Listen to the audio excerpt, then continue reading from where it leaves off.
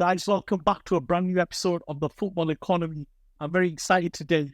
I've got somebody with me who's got probably one of the most fastest growing Manchester United fan channels out there. I've got Mick Ruby from MUFC Realist TV. Mick, how you doing? How you going, Mr. Bilal? Good to be on your podcast finally. We've been talking about this for a very long time. Yes, I've been following your work and we've been speaking and, thank you for taking time out for doing this. Pleasure to be here, sir. Yeah, no, it's all good. It's all good. It's not doom and gloom. We all Manchester United fans and we all want what's best for this club, don't we? At the end of the day. Absolutely. Mick, I've been following your work since I probably came across you when I started looking into when the takeover thing started happening and I started seeing you pop up into spaces, the source, I seeing your content and stuff.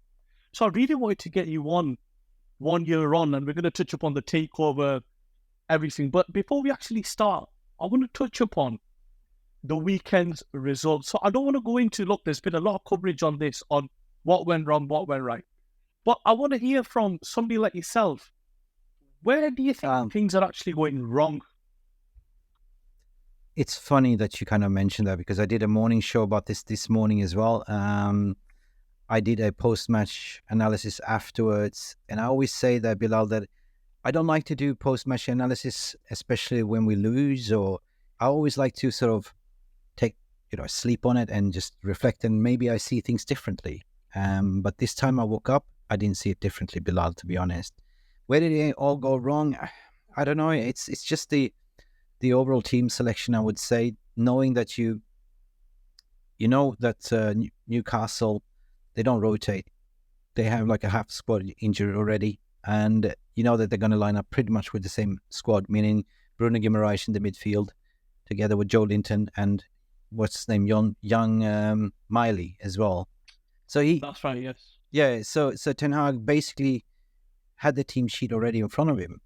And I think I myself and many pundits out there was just predicting that we will go with the double pivot of makes sense, logical sense to use Amrabat, because Amrabat was his signing, to be honest, and also Kobe Mainoo, and use Bruno Fernandes there as a number 10 to be the creator.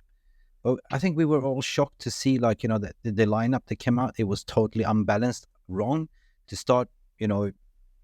Again, Martial on top. Everyone knows that he lost the yard of pace. It was like watching a snail's funeral, David Attenborough's documentary. Nothing offering there. To be fair, Rashford, everyone talked about Rashford and he should never come off. And I just wondering why is shoehorning Rashford into the right, when clearly his spot's been taken by Alejandro Garnacho that offers so much more at the moment. And keeping players like, Anthony Dos Santos on the bench has been showing great form, and also Pelistri. But bear in mind also, Bilal, that we have likes of Amad Diallo also challenged for that spot. So where did I go wrong? In my opinion, it was the overall lineup, I would say. Positive to see that, Luke Shaw is back 100%, but playing left-sided centre-back alongside Maguire. Maguire was absolutely the man of the match. Where did he go wrong? He should have gone with the strongest position, to be honest. And one thing that's frustrated me, I am Ten Hag in, but I'm starting to get Ten Hag doubt based on the team selection, because I want us to play the strongest team the first 45 minutes at least, right? So we were a team that looked like we came there sort of to potentially win, but not we were gonna win. You know what I mean? It was like we might win. So I thought that the result against the Galatasaray played on the manager's selection, that you said we're not going to concede goals, right? So defensively, we were quite good, okay. But the rest is history. We saw Rashford, and I was saying, 45 minutes is enough to watch and analyze for Ten Hag to watch and analyze the game and to say, okay, this ain't working 45 minutes, let's do changes. But no, actually started the same team. And this is where, Newcastle came and scored the first 10 minutes in the second half. And this has to do with in-game management, according to my opinion. But we all know. Come into that. Yeah, sure. Just come into that. Sure. I am, same as you, I am a diehard Manchester United fan. Me On too. this podcast, we cover more of a business element. But just coming to that game, I tell you what my issue is. I am 100% Ten Hag in, and but at some point you do have to start criticizing the manager constructively on where things might be going wrong. The biggest issue I found was I was sat there on Sunday afternoon in the UK time, and I watched Tottenham. And I watched Tottenham, who have a lot of injuries, who played full-backs as a back four, and stuck to one style, and they took the game to Man City, right? Manchester United with much more resource, True, a manager that's been in much longer, to me, 100%. is feeling the pressure. And what I am seeing is a repeat pattern, which I'm hopefully you agree with me, is I saw this under Solskjaer, I saw this under Mourinho. Bingo. The players the managers bring in, for some reason not being selected, you're defaulting to players from other managers, Maguire, McTominay, Rashford. That's a very good question, but you have to dive deeper into that question. Is the manager actually picking the team, or is he being told who to pick? Because bringing back to the era of Ole Gunnar Solskjaer, who did they appoint there? As a technical director. Who's still there? It was Fletcher. Yes, who's still there? Okay. Fletcher. Yes. And what is his role? I mean, what is his merit? And Fletcher makes sure that, I don't know if there's something part of the contract, and Marcus Rashford signed a new contract on 350k a week. Is there a stipulation in that contract that you have to play the poster boy? There's certain players that you see cannot be dropped. Scott McTominay is one of them. As soon as Scott comes on, does he ever get subs off? Never. He'd rather take off anyone else but keep Scott McTominay on and Rashford. It's just like shoehorning for some reason. And this is just speculations, though, mate. This is not just speculations. But you're absolutely right. When they can play with fullbacks, when they can play with, hardly having a bench, and we saying there's excuse, well, we have injuries players coming back, but still, Ten Hag recruited Sofyan Amrabat. He's not using Sofyan Amrabat. You paid 75 million for Rasmus Højlund. You started Martial, right? It does not make sense.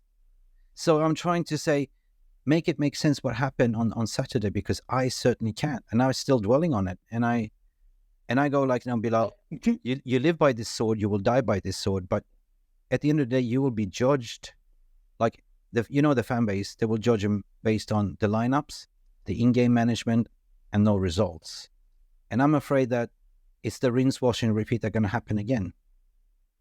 When we if you look at history, and this is where a lot of fans are starting to lose hope.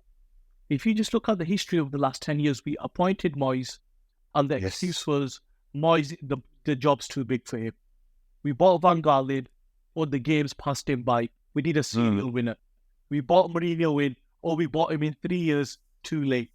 Then we bought Solskjaer in, and he was kind of default. And if you look at it realistically, he actually had some sort of style. It was just a counter-attacking style, and he had some sort of idea on what he was actually doing, whether people like it or not. And then we said, right, everybody's coached really badly. We need somebody that can come in and coach the team and a style of play. So we wrote one season off when Ragnick came in to wait for Ten Hag. We bring Ten Hag in, and now we're back to square one again. And I'm failing to see what the solution is. We can't keep bringing in another manager. How does this actually change? You absolutely just spot on there, but it comes down to, again, the same question that I asked, who's actually telling the manager how to play? Because Ten Hag came out in an interview to say, I'm not here to play the Ajax way. But excuse me, that's what we recruited you for. You're a tracksuit manager. He said, I'm here to play the Manchester United way. And I said, well, that Manchester United way was died since Sir Alex Ferguson left. So we've been trying to find an identity ever since then, right? So that's why I'm saying, I think football players are assets of the club. If we talk about finances, and there's certainly some pressure above to say, you have to pick this player, you have to pick that player. This is the most valuable asset that we have, right? But where does it go wrong? So, and how to fix it? I think the cycle needs to be broken, 100%. We cannot go round around in this, sacking and hiring. Everyone knows it doesn't work. We've seen that blueprint before. The only thing that stops here right now is to actually get new ownership in, And the reason why I'm saying that, everyone knows, new footballing structure, new vision, new project. So basically, if you go back in 10 years, 11 years time since, David Gill left and Sir Alex left, they lost the control. They lost the footballing control to the bankers, right? So the bankers made the footballing decisions. And that's why you had the mismatch, because you had managers that you recruited in there are serial pedigree CV winners, like we're talking about Mourinho, Van Gaal. Ragnick was arguably not a winner, but he was a winner of building successful clubs, right? And Ole Gunnar Solskjaer, as you said, per default, like a legend of the club. There was more to, divide and conquer of the fan base. Yeah, let's bring on a, somebody that we can relate to and forget everything that Glazers are doing. And, the gravy train thing, divide and conquer thing, I'd say, to manipulate the fan base. But it just comes down to, if you have in any type of business, right, everything starts from the board and goes down to the mailroom. You know that. So if you have a disjoint, if you don't have the lack of engagement, if you don't have the lack of the same vision, the same communication, that needs to go down all the way from the CEO down to the mailroom. And basically, we are in the same boat. So if you have an ambition as a coach to win trophies, but the people above you don't have the same vision, because they only want to get into top 4, because top 4 makes you money and TV rights, and they're satisfied with that. So that's been the evil cycle for the past 10, 11 years, to be honest, if you think back on it. They have no ambition to win any trophies. And this comes down to Glazers. And I say, well, Glazers has always been sitting in the back seat, never taking the front seat. But if they would run this club with a little bit of a business mind, winning trophies means that you generate more money, get more sponsorships, but instead of being using it as a personal ATM machine. And that's what they only been using it for. So to break this cycle, again, I'm coming down to, we need 100% full takeover, right? And we need a new structure, a new sporting director, a total revamp. And the reason to say what I'm saying there, if you just look back at Newcastle, who we played over the weekend, like 2 years ago or 3 years ago, argue to the point, where were they sitting in the table? They were bottom, weren't they? Yes. Look, with a proper structure, with a proper investment, with a proper plan, and you get the right manager that can coach and train people, and you organically recruit. Look what they are now. And that's the thing. Manchester United is not the big club anymore that we used to be. Commercially, yes, we are, right? We still attract good sponsorship deals and stuff like that. But footballing-wise, I would say that we are 10 years behind, because everyone is surpassing us right now. So the cycle needs to break right here, right now, if we stand a chance. Coming back to just this one point I want to touch on before we come on to this takeover that's been going on for a year. I was looking at Marcus Rashford on Saturday, and somebody that's the age of 26, who's been there a very long time, who's a local player, came through the academy, understands what it means to wear that badge. I felt his performance was a disgrace. And the reason I felt it was a disgrace was, people go on and slate Harry Maguire for 2 years, got slated, right?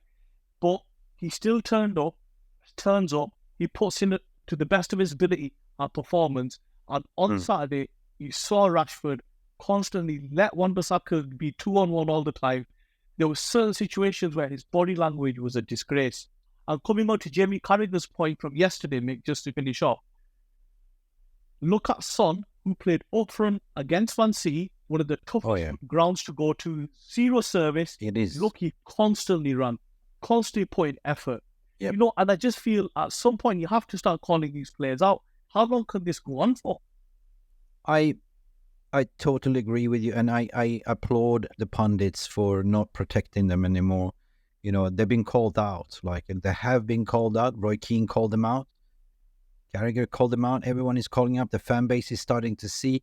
I've never been the player FC type. I've always been Manchester United first, club, manager, team. I love my team.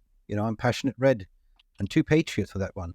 But you got to call a spade a spade. You're allowed to criticize. Some of these players being wrapped in cotton wool, and you're not allowed to criticize them. Oh yeah, he's an England international, he's one of ours and stuff like that. No, it doesn't matter. You play for the badge. you play for the badge, you give you everything for the badge.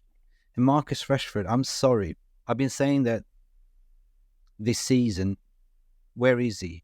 Where is he gone? Where's the mentality gone? Where's this guy that used to do this, like score 30 goals? He's totally gone. It's not the same Rashford. And that leads me to the conclusion. Marcus Rashford loves the club. Marcus Rashford loves himself and his sponsorship deal. But Marcus Rashford don't like this team that he's currently playing in. And he clearly doesn't love the manager that's told him to do certain things and took away his spot. He's no longer the poster boy, the guy that saves the day. Ten Hag's philosophy is pretty much we attack as a team, we defend as a team, we play as a team. And it's just been so sad to see. It's like a crash test dummy, just running through a brick wall. And I think he's been found out by defenders, like so one-dimensional, right? And you kind of feel for him to say, like, I'm hurting with you, mate. What are you doing? Just take a bow, take a break, take a step outside. Whatever is going on in your private life, it's not our business, but it's clearly affecting the whole team, right? Then on the other hand, Bilal, you have to question as well the dismissal of Jadon Sancho due to lack of performance in training. And then how can you defend Rashford in that sense? And that makes me wonder, is he been told to pick Rashford because of his contract, and he might have a stipulation to say he cannot be dropped? That's a big question that I have. But 100% he should be dropped. Mick, you've watched football a long time, and so have I. Players come out of form, players go out of form. But it's not linear. It comes and goes. One thing that should never stop is effort and how you put yourself across on a pitch. Exactly. It's very big. The reason Roy Keane clips go viral, the reason Steven Gerrard clips go viral, Steven Gerrard more so because Steven Gerrard played in a very average team where he had to really pull them out. I'm using Gerrard on the United podcast. Is form comes and goes, but you know how when you put that shirt on and you apply yourself, you are paid top dollar, so you have to perform as a top, whether you're in form or not in form. The basics never change. Whether track your man, run. True. He be a team player. I mean, he very rarely goes for a 50-50 ball as well. If you notice a 50-50 ball, he very rarely goes for a header. He pulls out of tackles. So then if you're going to, that, with the way the media is, the way social media is, I've seen clips already where people are showing his tracking. The scrutiny is there. So you can't hide away from it anymore. You can't. I mean, you're absolutely right. I mean, just keep it. If your form, I mean, I always say that anyway, that it's like form is never linear. Like form is like gravity, Newton's law, what comes up must come down. And that's the way it is in life. The same thing, if you go to work 365 days a week, you're not going to be able to perform like, every single day to your top perform and achieve your KPIs. Oh, of course, you're going to have dips, but it's just doing the basic. It's just you come there and you apply yourself for the company, for the paycheck. But as soon as I think he got that 350K increase, he became complacent, right? He's thinking, well, I'm an asset. So anyway, I survived managers such as Louis van Gaal. I survived Jose Mourinho, Ole Gunnar Solskjaer, Ragnick. These players survived them. And these players will make sure that if they're not happy, they will pretty much let the manager go through the door, and they will still be there because they signed a 5 years contract. And guess what? At the end of the day, who do you think the club's going to pick? Somebody that is an asset over a manager that they can pay off 20 million and just let him go, right? And that's just the sad state of affair, because yes, I watched the same game as you, and yes, I watched it over and over again, and I clearly remember one incident where I think it was Joe Linton on the left-hand flank spun him off, and Marcus Rashford was pretty much set down on his ass, and Joe Linton started running to the 6-yard box. Marcus Rashford just stood up and just stood there and watched. He didn't even run. He just stood there and watched. And there was many incidents. He was just walking. He was not even trying. And what gets me is when he got subbed finally, that he threw his gloves, petulant, and the camera was zooming in when he was clearly lip syncing, where they were reading, "What the F am I doing here?" this was the moment to say, get out of my club, mate. You know, Mick, if you look at the greatest fullbacks from Cafu, Lizarazu, Roberto Carlos, Oh yeah. even they would struggle against a 2-on-1 situation. Good example, by the way. We all criticize Wan-Bissaka, Dalot, but when teams are overloading you and there's 2-on-1, it's very difficult for the fullback. And secondly, when you're putting the ball out to the front guys and they're not holding it, they're not passing it, they're not keeping hold of the ball, it's a constant turnover and eventually you're going to get punished. But look, let's move on because he just... No, but I just want to finish on that point. That's okay. I had my rant, I had my say, but it comes down to the team selection. If you saw in the first 45 minutes, we played with 8 men. 8 men. Yeah. That comes down to the manager's selection. Yeah. I mean, that's what I'm saying. Manager knew exactly how they're going to line up. They don't have any squad to rotate. So why the hell did he go with that midfield? An 18-year-old kid that makes his second appearance in the Premier League has been out injured. A super talent, you should be wrapping him in cotton wool, right? To leave him in a single pivot by himself and to go with Scott McTominay, nobody really understands what Scott McTominay is other than a bench player, an impact player. But he's certainly not a defensive midfielder. He's certainly not a box-to-box. He's just I call him a spot player. Great in the 6-yard box, can run through spaces, into spaces, but he's got a great shot, within the 6-yard box or outside. That's pretty much all he can do. So instantly we were exposed, and their midfield basically came so. Mick, I think, just to finish on this, I think he likes his... I agree with everything you said. I think I'm on... But I think the only reason I can think why he's playing him is the physicality. Because there's a lot of players we have that are scared. I saw Dabo go for one ball and he just... physicality.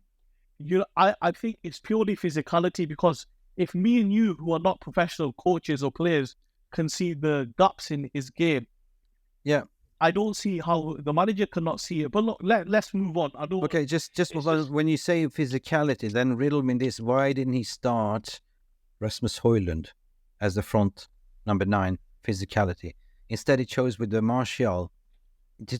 Nothing makes sense there. So basically, that's the reason why we lost the game.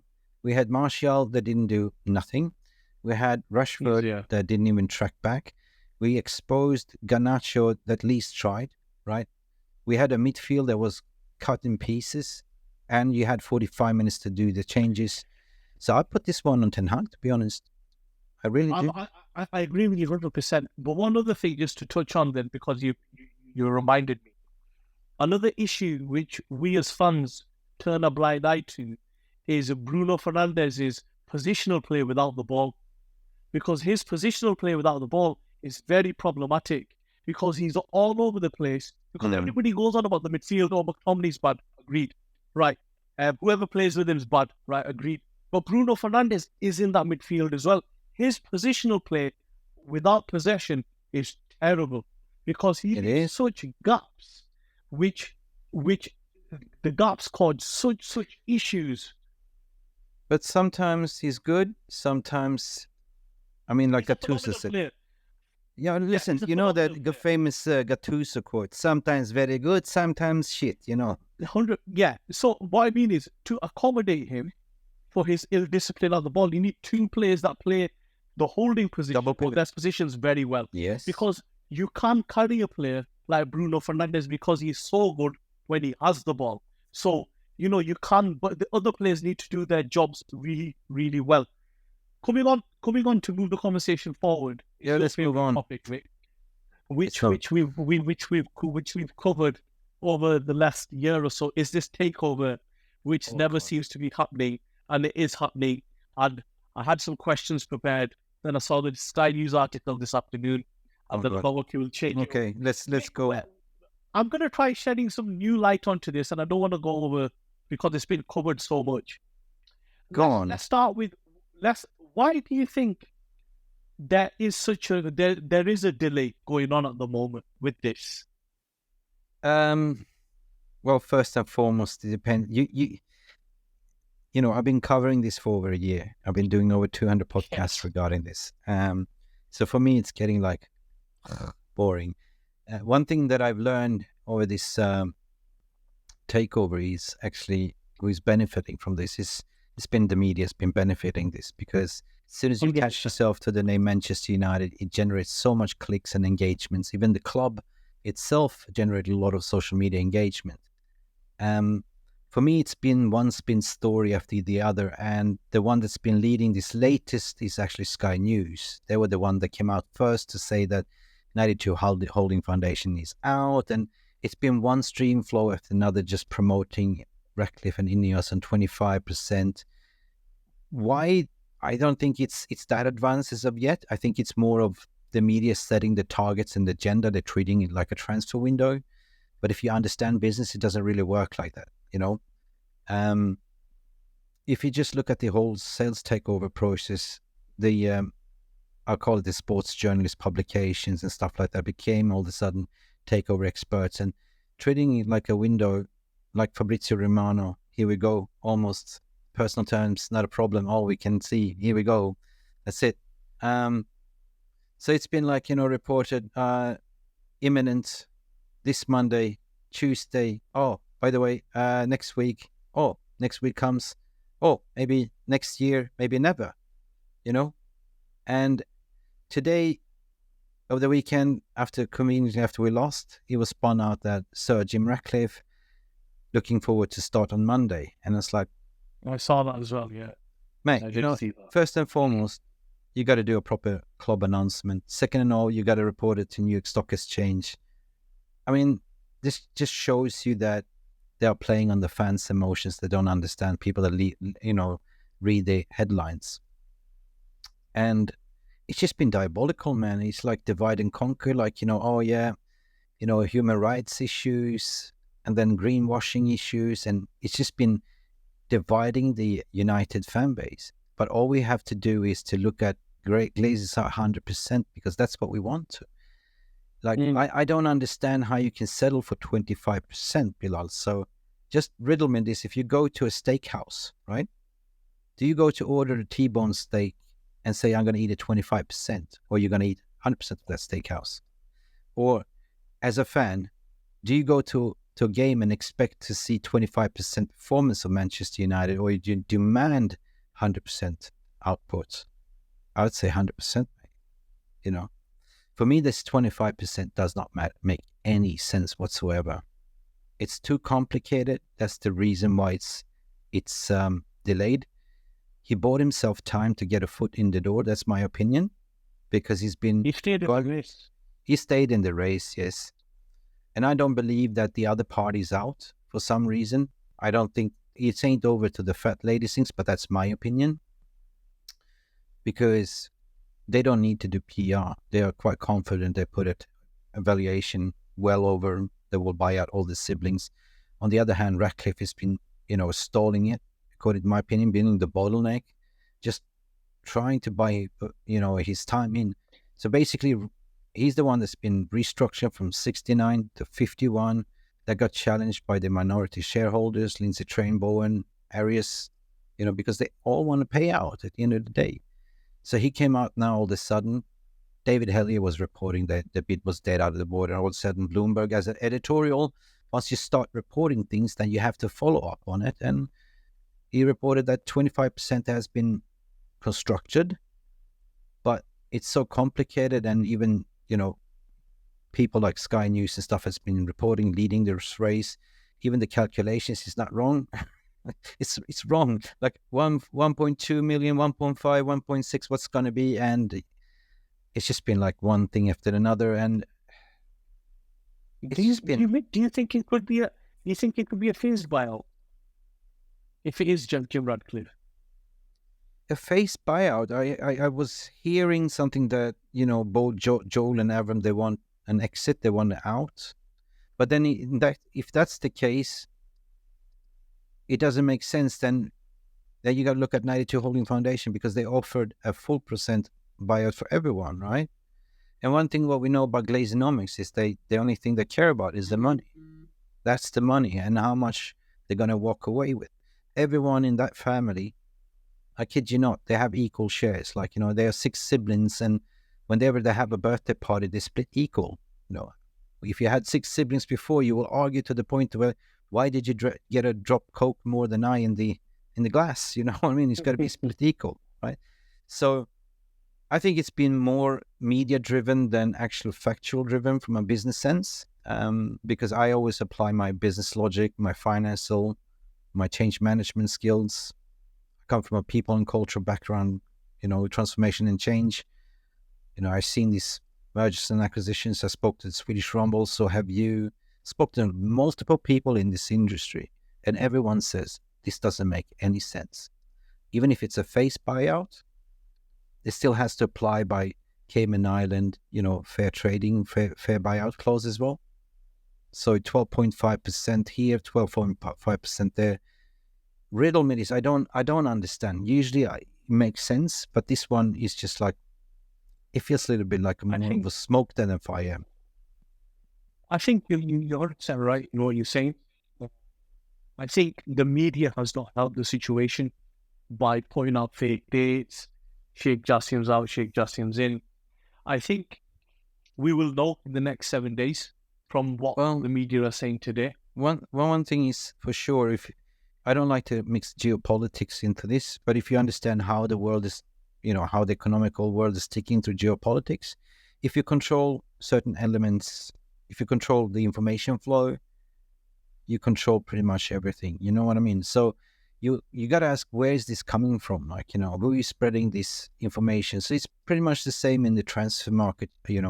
I scratch my back, you scratch yours. Like, agents use media all the time to leak out stories, and they get free publicity, right? There's NDAs signed. That means that, hey, it's an NDA, non-disclosure agreement, signed by both Glazers, Rain Group, and certain small group. I mean, Betty probably at Manchester United as chief legal knows. Richard Donner probably knows as well. But there's a handful of people that only knows. The rest is speculations. And I call them the gravy train. I'm sorry for calling them the gravy train, the stenographers, because that's what they are nowadays. It's lazy journalism. You just create headlines, but they don't create proper stories. It's just recycle. And it's like the domino effects. If I'm starting the first one to report, I'm the source, and the rest of the publications just tweets me, right? That's right. The aggregator accounts, right? Aggregates, yes. And this is what's been going on since they came out to say that 92 Holding Foundation is out. But have you ever heard any statement from them to say they are out? No. They don't need PR. So the PR has been pretty much coming from the Ineos camp. They gain a lot of publicity for just being attached to the name of Manchester United. Prior, I may argue to the point to this takeover, not many people knew who Ineos was, the name, right? But how much have they benefit for being in the limelight? We're talking about contracts being awarded, like, in fracking in USA, stuff like that. They're just being attached to the name, gives you a lot of free PR. And of course, you're going to milk it. But the question is, that's why I say, there's a lot of smoke, but where's the fire, Bilal, right? Again, the media is reporting imminent, Monday, Tuesday, Friday, next year, next Thursday. Oh, he's starting now today. School starts this summer, hooray. Yeah. Let me ask you a final question. Because the clear cover line said it's been covered in depth by everybody. Let me ask you a final question then. Based on your opinion, on what do you think will happen? I don't think that Ineos will take control. Okay. That's my gut feeling. I don't think that this is over, far by. I think that this deal is with Ratcliffe is just what we said, to get his foot through the door, to be considered, because I think that they are waiting for, feedback. The end of strategic review has been taking 2 years, being conducted by Joe Revich and Rainey Group. But they have now, I think, concluded their review.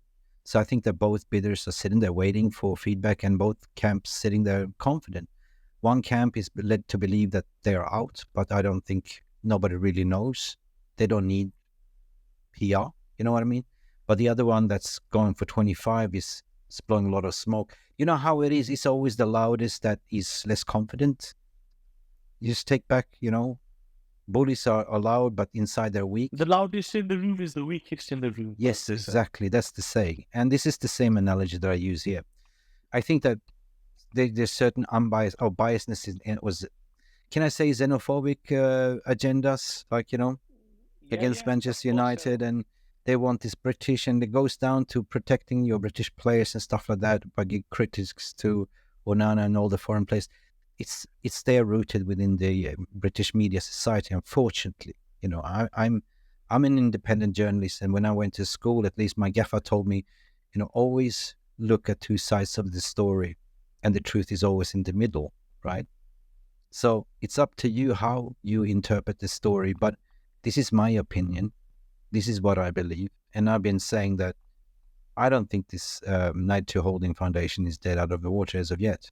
It's just being reported by British media, because if you backtrack it, if you just use your common sense, it came out of the back end of Sky News reporting this, and everyone was co-tweeting, co-reporting on it. If you even go on Bloomberg, the reference to the Sky News. If you look at Arab and Sen, which is Reuters, they also say, however, they keep they're back to the original story that Night 2 Holding Foundation refuses to put more money into the bid. It's a different thing to withdraw from the process, meaning I'm not going to bid anymore. This is my final offer, and that stands. Call me when you're ready. And this is where I believe we are right now, Bilal. I think they've given Sir Jim Ratcliffe time to ratify his 69-51 to 25, and now it's down to decision time.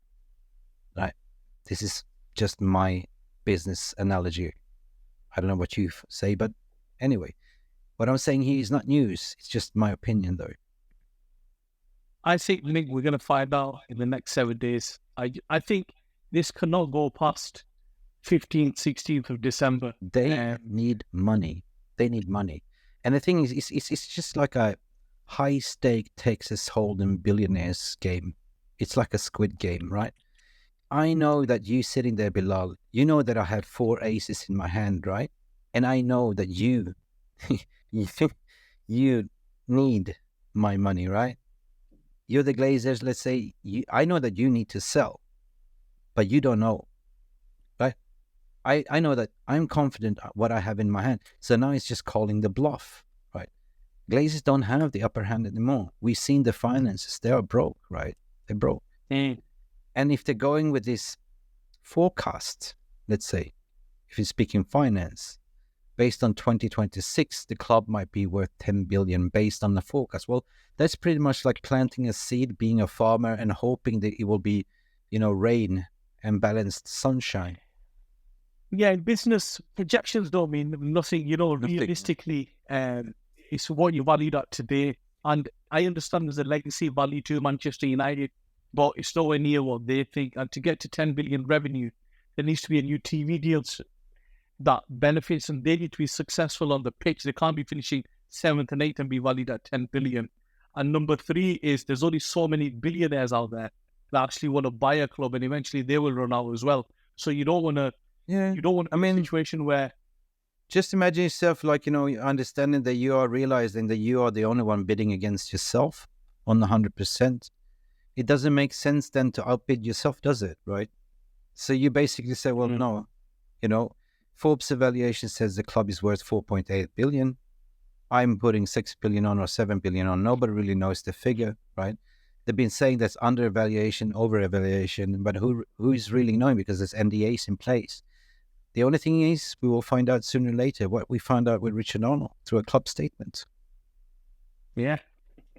I don't think it's going to come from Ben Jacobs or through Mike Keegan's. I don't think it's going to come from, here we go, Fabrizio Romano, or it's going to go through a club statement. But first and foremost, it also has to go to New York Stock Exchange, the SEC, right? They need to be formed, because they had to do that with Richard Arnold's resignation as well. Absolutely. If people want to follow you, find out more about you, how can they do that? Oh, if you want to stalk me? Yes, that's it. First and foremost, you have to pay a flight to come to Thailand, because I live here now. It's been 4 weeks since I moved over here. I'm going to stay here for a year. But in other words, you can follow on my YouTube channel, It's called MUFC Realist TV. I would say it's the fastest growing real Manchester United content. We practice freedom of speech and we allow you to be you. So just be real. On YouTube, on Twitter, just type in Mick Ruby and you will find me, because I don't have time to spend a lot on socials, Bilal. Like, it's getting rough. I wish I had an aggregating account that spreads everything out. So I'm basically just focusing on Twitter and YouTube takes a lot of my time. So you can... Well, look, mate, thank you so much for your time. It's a pleasure. We're going to have to do this again. We're going to have to do this again very soon.